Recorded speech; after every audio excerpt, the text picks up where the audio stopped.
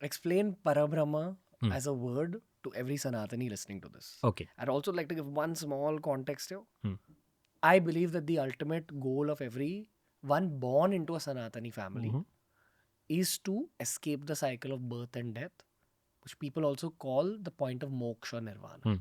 So if you're born in a Hindu household, you have an option of just living out your material life, going about your puja processes, being a kind person, doing good in the world. But you've also been given an opportunity to advance very ferociously along your spiritual path. Right. If you wish. Yeah. If you think that, yes, you're done with your material desires. Sure. Which is why you see a lot of older Sanatanis gravitating towards a spiritual lifestyle. Yeah. Fair to say? Fair to say. Now, keeping that as a context, I'd love for you to explain what Paramatma means. Okay, sure. So Paramatma, Parabrahma, Parameshwara, these are all words that talk about the ultimate source from where this universe began. This source is formless. It is Nirakara. It has no form. It is free of any attributes, Nirguna. But this force manifests and creates from that manifestation. So this world is nothing but a manifestation of divinity. So when this Nirguna Nirakara, I'm not using jargon or terminology to confuse, but just to set context that it is from one formless source that everything came. Then it takes a form. It becomes Saguna with attributes. It takes a form, Sakar. The Akara that it takes are these 6 forms. All of Sanatana Dharma will fit into this. You say, I'm a Shakta. You can be a Saraswati Upasaka, you will be a Shakta. You can be a worshipper of Kali, you will be a Shakta. You can be a worshipper of Lakshmi or any of the multiple forms, you will be there. You say, I'm an Upasaka of Krishna, Rama, Narasimha, Vamana, Hayagriva, whoever it is, you are a Vaishnava, right? Ultimately, what all these 6 are still complete and manifestations of that formless. So this idea of Parabrahma is the source of it all. The source beyond which nothing exists and from whom everything exists. Essentially, if I had to sum it up, it would be that.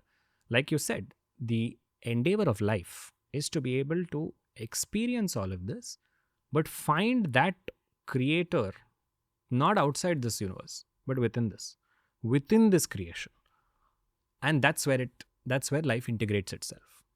And that is an aspect somewhere in the last few generations where existence has largely become in India about, understandably also, has become about survival. Because post-independence, a lot of people had to focus on that somewhere spiritual journeys and growth took a backseat. And that is why people gravitated towards spirituality only post-retirement, because they had families to feed. And today you and I are able to sit here talking about this because our ancestors did so much work, not only spiritually, but also materially, so that we don't have to worry about, we're privileged enough not to worry about existence. Or probably it was our souls doing the work to earn this lifetime. Possibly. Coming back. Yeah. And that is why the sooner you integrate spirituality into your life, it will not become something that will only become good intellectual reading post-retirement. It will actually see you through the hardest times of your lives. That is exactly why, when did he deliver Bhagavad Gita? Not after Arjuna finished the war and he was sleeping in the palace. He delivered it to him in the biggest crisis of his life and he said, now is when you need to be able to operate from this place of deep surrender.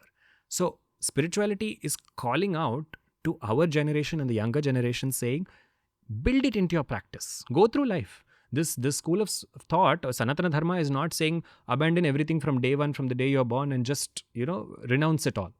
Go through it. But like you said, go through it and eventually realize, oh, there is some cyclic stuff going on here. I don't want to be caught in this cycle. If I want an exit route from this highway, where do I exit? If I want to be here and I want to do well, that is also perfectly acceptable. What can enable and enhance that experience for me? In both cases, you will tap into the same energies. The same Ganapati will bless you with what you need here. And the same Ganapati will pull you out with his trunk and say, okay, you're done here. No, come, I'll take you into that realm. What you are asking for and what is your readiness. Both these things are assessed on a realm that we'll probably never have access to. And then based on that, we are responded to.